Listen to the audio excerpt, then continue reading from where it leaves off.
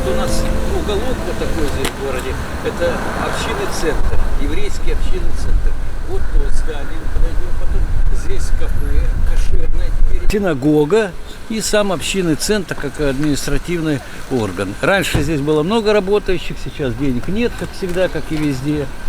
Вот. Когда-то сделали, когда строили, это вот это даже отливку привез из Китая, отлили там. Как всегда, все в Китае делали, но дешевле было. А сейчас мы всегда здесь проводим, участвует губернатор, председатель законодательного, все руководители, ветераны, вот так вот приходят, много народу, молодежь, и возлагают здесь камни. У евреев кладут не цветы, а камни в души, такие сухие. Вот они тоже всегда участвуют. Здесь у нас фотографии есть. Это единственная синагога, кроме московской, где были президенты. Здесь был президент. Еще Медведев, правда, он пришел, был тут, был везде, был по городу. Ни одного вопроса не решил потом, то, что мы к нему обращались. Вот так вот и было. Вот он, как настоящий. Это председатель нашей общины, Роман Исаакович. Не можешь перечислить, я тебе дам карты, счет. Может, деньгами. Можешь пойти на телефон еще. Я думаю, зайдем сначала к нам все-таки, да? Общинный центр посмотрим. Ну давай зайдем сперва общинный центр. Он как хозяин. Да я. Да. Коль пошли в общину. Да, давай. Потом Равин сказал, подойдет. Он сейчас будет тоже здесь. Скоро будет. В 1990 году образовались. В 2001 году это здание нам правительство области дало. Мы в него перешли. Оно вообще здание правительства области, но нам передано 50 лет. Провели здесь реконструкцию. И, значит, перешли сюда еврейская община. Пойдемте пройдем сюда. Вот наша библиотека общинная.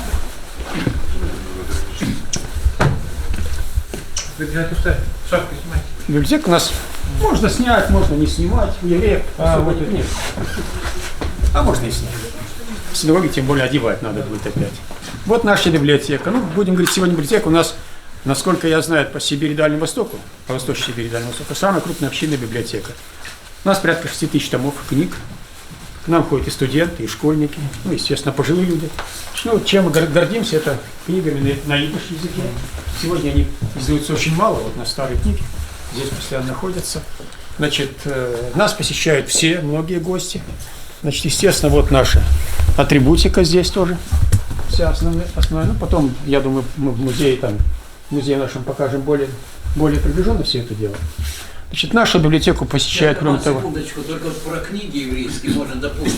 Да, пожалуйста, дополнить. Они сохранились в 48-49 году, когда была борьба космополитизм тут, и так далее и тому подобное. Даже по домам, у нас здесь, рядом, где мы были, сжигали книги. Блин, да, все это было. Все, что даже тех людей, которых расстреляли, все изымалось и сжигали. У нее первая страница, это последняя страница, да? Да. Ну, да, у нас на идише, да. Да. Книга читается справа налево. Отсюда и пошли туда читать. И вот так, вот так. Так удобнее, да? Ну, потому что нет, считаем ему справа удобнее, налево. он левша. Я левша, мне удобно. Опять по Холокосту. Вот целые большие полки, посвящены Холокостам. Тут сейчас снято много, роздано на витрины. Провели мы очень здорово. 27 числа у нас января был митинг большой во дворе, около обелиска, вы его сейчас видели. Обелиск память жертв Холокоста. Значит, обязательно присутствует губернатор, присутствует мэр, присутствуют общественные организации, все руководители, студенты, школьники, все к нам приходят. Мы отмечаем это мероприятие здесь. Ну, кроме этой библиотеки, у нас еще вот такой зал есть, в котором у нас вообще есть пожилые люди, одинокие пожилые люди, которых мы приглашаем постоянно.